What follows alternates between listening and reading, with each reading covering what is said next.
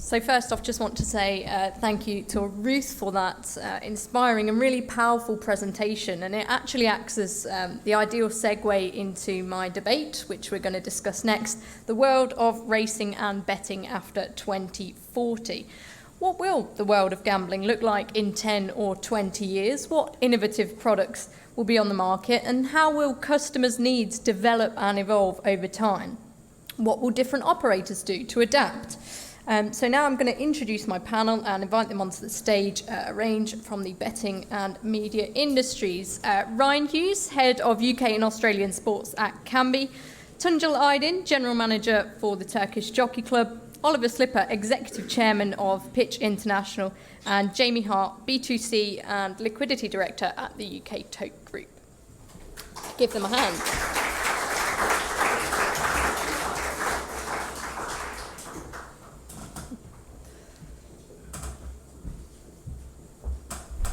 Welcome, gentlemen. Thanks so much for making the time to have this discussion. And it's a broad question, which I hope is going to prompt a range of responses. Just to start off, if I could get each of you to give a brief introduction as what you do.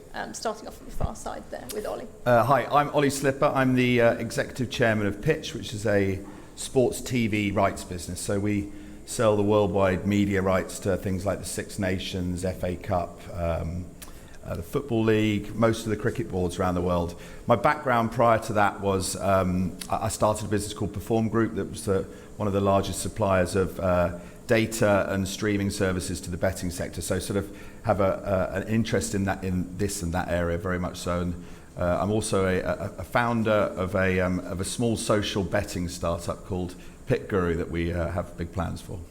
Okay, you'll have to tell us more about that. And Jamie? Yeah, so I'm Jamie Hart. I'm the B2C director at Tote, UK Tote Group. It's my job to make the Tote much more relevant to punters in the UK, which is obviously a very competitive and mature betting environment. My background was in bookmaking most of the time and taking some of the Perform products out from Ollie in my past. But yeah, here to turn around the Tote. Fantastic. And Tuncel?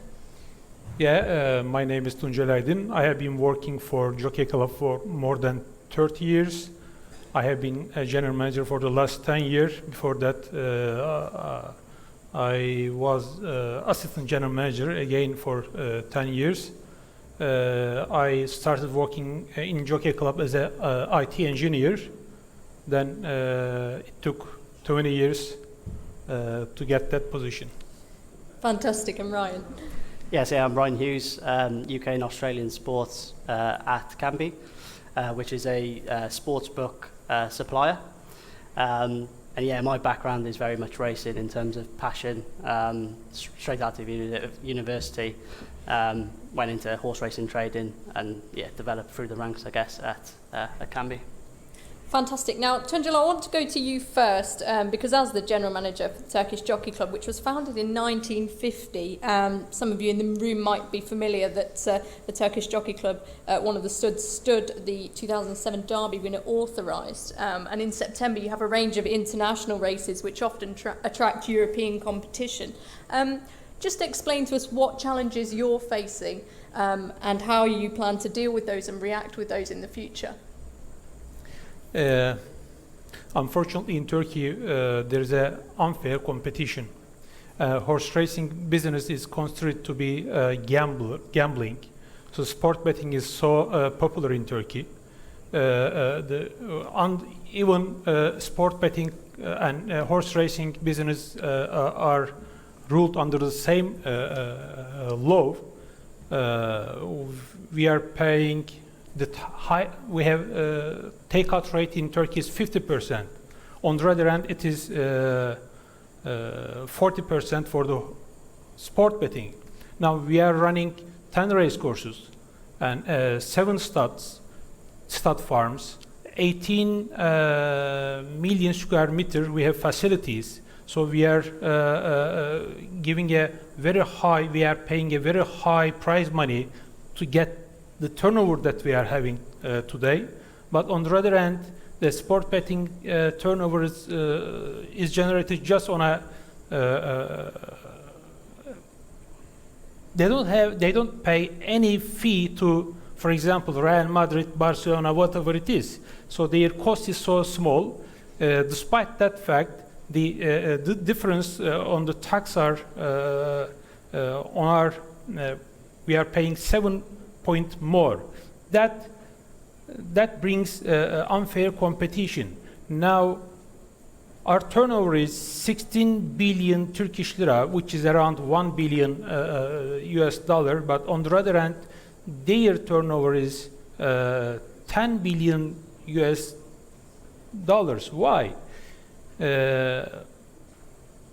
Since their cost is so small, they are able to increase their payout. Our takeout is 50%.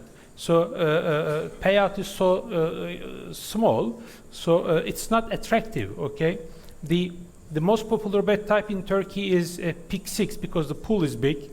On the contrary, the other countries, win, place, Conella, exacta is the most popular bet types in other countries. But since the pool is small, because of the high takeout, unfortunately, our turnover isn't increasing. That's the main problem. But the pandemic, everybody has been affected by the pandemic. We had to stop racing 3 months. So we suffered so much, we lost revenues, but thanks to the US meetings and Australia meetings, we had to collect bets on that international meetings to get some revenue to make the expenses and so on. That's it.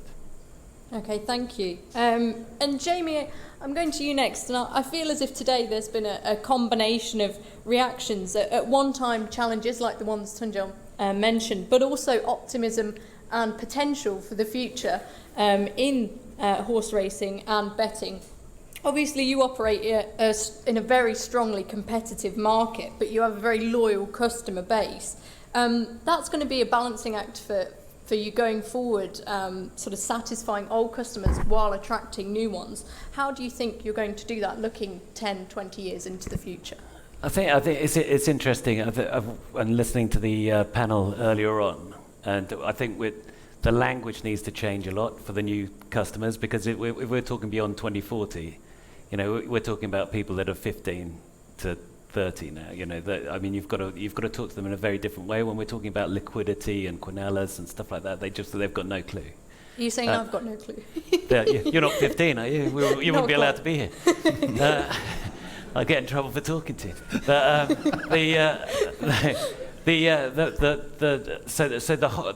everybody. I used to have a mantra when I was heading up innovation at Hills. Well, we would have a lot of different kind of ideas about new bets and stuff, and all the guys would come in, and people from all around the company would come in with a new idea, and we still get it now, a couple of people coming in. The mantra used to be, if it takes more than a minute, bin it, in terms of if it takes you more than a minute to pitch the new bet or the word, then, and that's gone down to about 4 seconds nowadays, because nobody wants to read any kind of instructions. It's got to be completely intuitive. And so when we are talking about complicated perms and stuff like that, it's got to be everything that we do. People still want, the great thing about 2040 and beyond is the human hasn't evolved in any meaningful way over the last 2,000 years. We're all driven by the same things. We want to feel good about ourselves. We want to celebrate together. We don't want to feel stupid at any point. We want to be recognised for our talents and stuff, and everything needs to be simpler and much more acceptable, or much more easy to pick up. So it's got to get to the point where I'm not even thinking that I'm having a bet. I'm just having this socially competitive gaming experience, which ultimately the play spot is. We just put our money in, we all buy our ticket, and are you in, are you in, are you in? And people love that movement. That's why the play spot's the biggest bet over here. It's mostly because we also don't think we can pick 6 winners in the UK. We're fairly down on ourselves.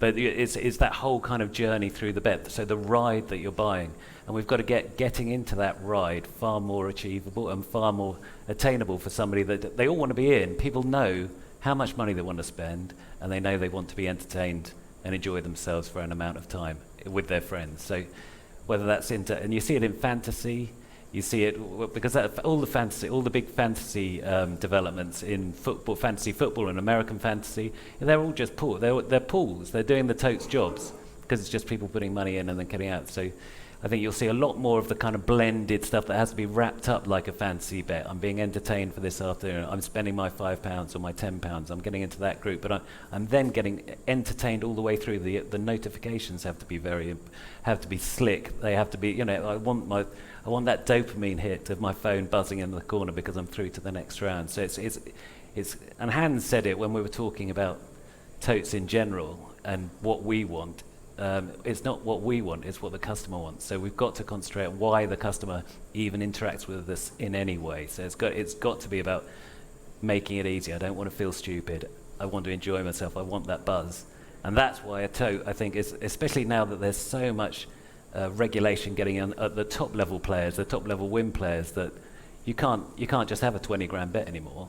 So we're under so much pressure on affordability and everything. We've got to be playing the small stake win big kind of market that's much safer, that's much more socially acceptable. But the totes are absolutely perfectly placed for that. So I think that's where we go.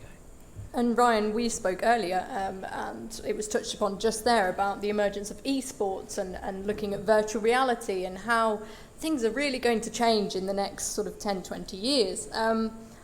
What sort of involvement do you think that's going to have in our future betting habits? Yeah, I think esports is not a new concept, but it's definitely prevalent to talk about it now. It rose to prominence during COVID. It sort of made a resurgence.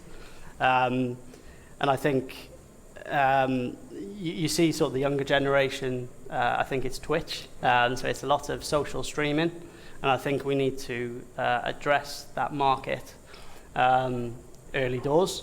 And I think the reality is that the younger generation will grow up watching esports as opposed to maybe your Man United, Liverpool's. So yeah, it's very much about addressing that market. And then in terms of VR, not something that I'm particularly hot on, but yeah, I think it's like super interesting from a sports betting proposition perspective, especially racing. To be able to sit in the hot seat of a jockey. I'm sure we've all been armchair jockeys at some point. Maybe having a betting proposition where you're watching it through the eyes of the jockey, and different betting propositions are popping up and you're able to place bets would be fantastic. It sounds certainly very exciting. Oliver, a lot of what you do is driven by data. What sort of trends do you see emerging, and how do you think that we can support them and satisfy them? I think generally, if you look at, say, sort of sports television viewership, that we're seeing a polarization of spend and audiences to the very big events. And so, the Premier League's getting bigger and bigger, international cricket's getting bigger and bigger, but actually the smaller stuff's getting less important and less relevant. And I think we're in a sort of a time-poor environment where attention spans are getting smaller and smaller. I mean, I look at my 16-year-old son who sort of just sits on his phone looking at TikTok, and actually it's quite interesting for the betting sector. What TikTok does is you don't type in, I want to watch, I don't know, cats on skateboards. It actually selects that for you with the algorithm, and it's looked at all of your viewership. And actually, that's one of the things I think maybe gambling might want to learn from, because if he were, going as an 18-year-old, he goes onto a gambling website for the first time, there is just a complete information overload.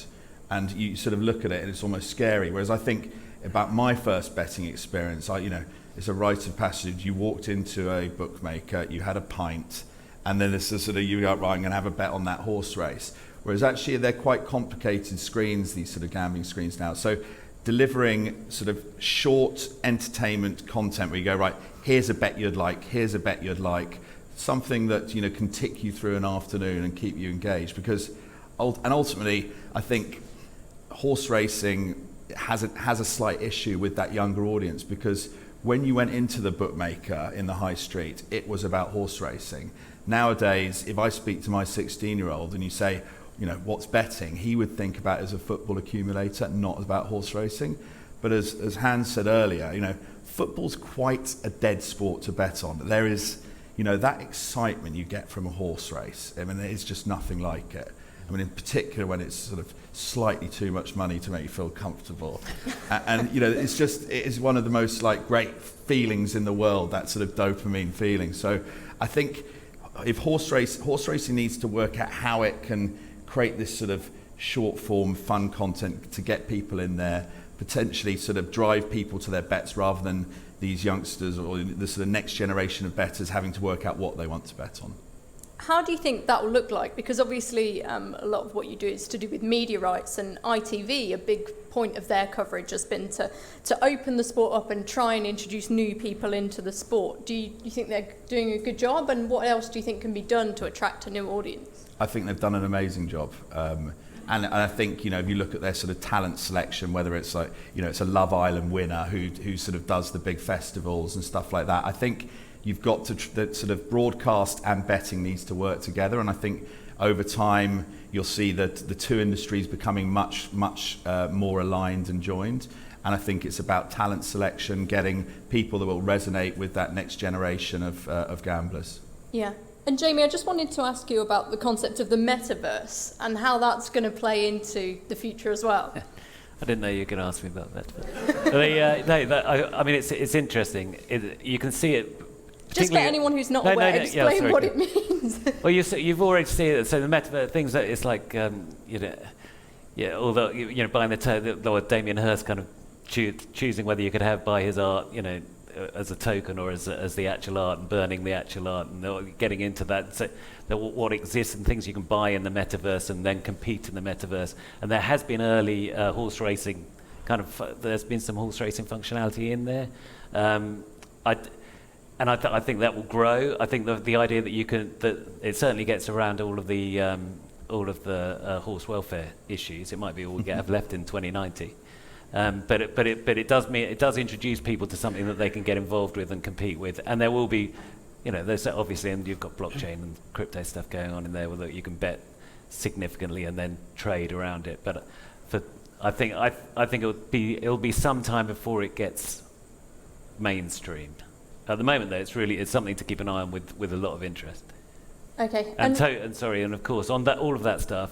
And where we need to look at as Totes is what can we do better than fixed odds bookmakers. And when you're talking about to a fixed odds bookmaker about pricing up a race in the metaverse, it's absolute. That's as an old fixed odds bookmaker, that you wouldn't want to go near it with a barge pole. But that's where a Tote is perfect. Nobody knows what the prices should be. So a Tote is exactly the kind of platform that can exist in a metaverse much better than a fixed odds bookmaker can. Okay. And Ryan, much of your... Oh, sorry, go on. Can I have some sentence regarding metaverse? Metaverse, in my opinion, is the future. I mean, future is on the gaming, and gaming will be in the metaverse platform. Before internet was invented in the mid of 1994, the first, when internet was invented, the Web 1.0 was introduced to internet. What was Web 1.0? It was just a read-only content. It was just like a big, huge Wikipedia page. It was static, no interactive. Then Web 2.0 in the mid of 20s brought interactivity and social media. It was defined as social and interactive web. And now it is Web 3.0, which is infrastructure of metaverse. It gives you the opportunity of peer-to-peer connection. There is no intermediary. You don't need to any media. So blockchain is powering Web 3.0, and Web 3 is the infrastructure for the metaverse. Metaverse is a car, and Web 3.0 is the road. So in my opinion, we keep talking about, for many years, we have to reach the young generation. We used that sentence for Generation X, Generation what. Now we are talking about Generation Z. No remaining letter in the alphabet. So I don't know what will be the next generation. I think they call it Alpha, something like that. So I think the future is on gaming. My 12 years old is spending 5 hours on gaming, iGaming. So I know that most of the audiences here may have watched the 3 movies. Black Mirror, what else?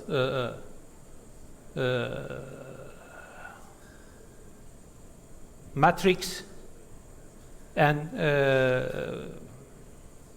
Ready Player One, something like that. What was the common thing on these were digital reality. So we are on the, if you are not a part of a feature, you will be the part of past. So metaverse is the future. So horse racing, wagering on horse racing should be integrated to metaverse, because the young generation we are aiming to will be in the metaverse in the coming years. Okay, so we predict it's going to be a huge part of the way that people bet in future. Ryan, obviously you deal with UK and Australian sports, and I'm keen to open this up to the other members as well. What can we learn from other sports when we're looking ahead to the future of horse racing betting? Yeah, I'd say the emergence of rich data is the key thing here. So in the sportsbook proposition, we very much see, and will continue to see, the product playing catch up with the data. But we already see rich data impacting the way that players bet now. So a good example is something called instant betting, or micro betting as it might well be known as well. And this is essentially the quick transition from bet placement right through to settlement. It comes back to the point around lack of, you can't wait, no patience for the younger generation. The other one is around player performance-based data and betting on that. And I think that's very much born out of fantasy sports, and particularly prevalent in the US, where you see end users favouring players and supporting players over teams. Something I can get on board with as a Cardiff City fan. And then I think, combinability is the key, bringing that all together. The key thing for me, and something again that Oliver touched on, I read something about consumer habits, whereby it said mass personalization for micro moments, and I think it explains sports betting very well. You need to know exactly what that player wants to bet on at that particular time, and also the event state, what's happening in that match and what is relevant to the sports bettor. Yeah, and Oliver, I'd like to go back to you to talk about the concept of open banking, because that's been employed by a lot of the younger generation. Do you think that's got a big part to play in how people bet in future? I'm not sure it's got a big part to play in how people bet, but I think it's got a big part to play in how the industry solves the affordability crisis or issues. Regulation is only getting tougher. And I think we'll continue to, I think the industry is going to ultimately move to being one of sort of, high volume, low stakes, recreational style gamblers, because, it's very difficult to place a big bet now without having to give all sorts of personal information that many people aren't comfortable with. And actually open banking is something that people are much more comfortable with. I think, if probably the average age in the audience here is somewhere in the 40s, I'd have thought. And I would have thought probably 25% of us have used open banking, but if you speak to a 21-year-old, that would be 75%. And they're just used, that's the way that they will sign a lease for a student property or something like this. So I think it's got a big part to play in the industry. I'm not sure so much about actually how people place bets. I think it's more to do with the operators ensuring that they are responsible with their customer base, that they're not taking bets that they can't afford. Okay, and I'm just going to give a question to each of you. What would you like to see in the future? We can project about what we think it might look like, but for you, what's a good thing that you're hoping is in the future, whether that be, as this talk is centred around 10, 20 years? Ollie, I'll go to you first. Oh, God.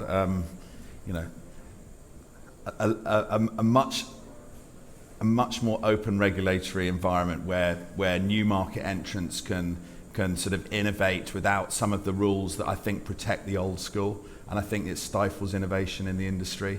The fact that it's so difficult for new market entrants to to sort of acquire customers. And so I think, if it's an industry, if you say the UK market, there hasn't really been a new market entrant of scale for 25 years. And I think that's stifling innovation. I think if the Gambling Commission could get their heads round, opening things up, certainly, not taking a one-size-fits-all regulatory solution to the industry, which it does at the moment, where, you might be someone that's sort of creating sort of low-stake, very high payout games that are fun, inclusive, social, and I think that's something that the industry needs to look at.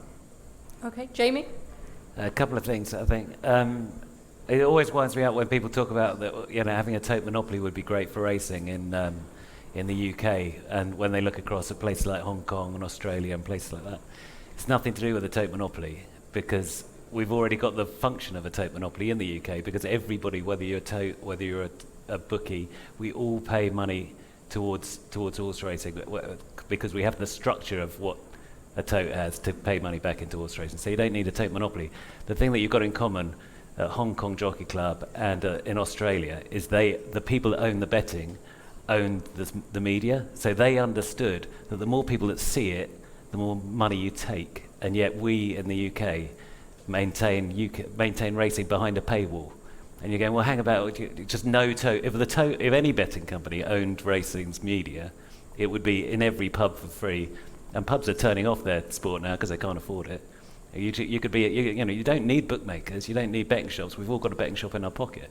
But I know that if I'm sitting in a room and there's the 340 at Wolverhampton on, I'm not going to ignore it. But if it's not there, I'm not betting on it.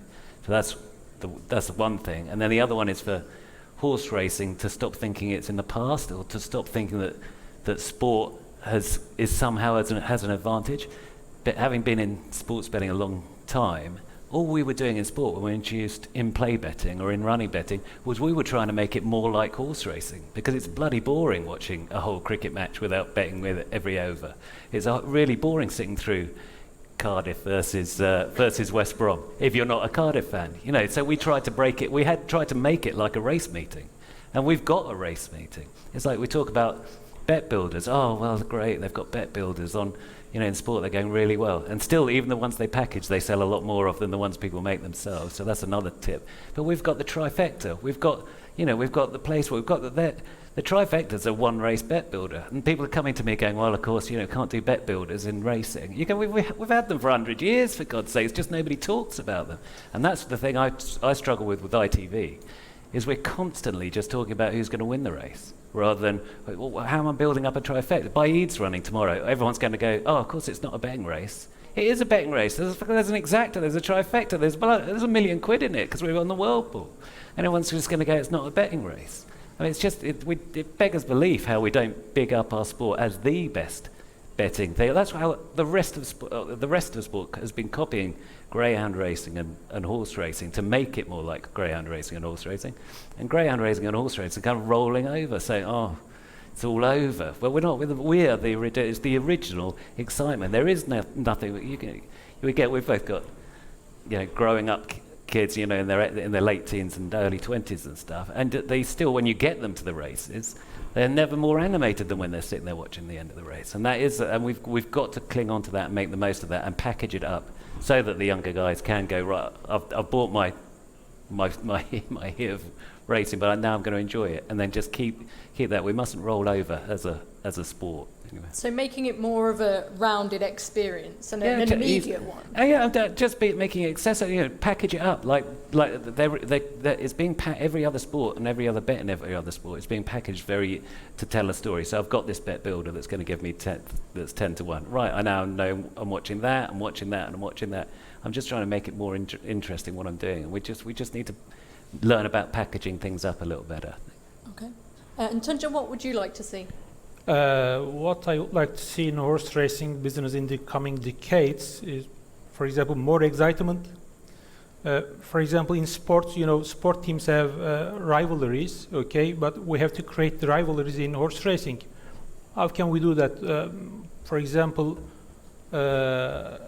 having different jockeys from each country and creating a world jockey championship or more international races with runners from different countries make feel punters to bet on a national game. So that will create an excitement. The second thing is horse racing is complex. We should learn from sport betting some tenets, like, you know, it should be easy. For example, we should get rid of fractional odds. Okay, so decimal odds should be used.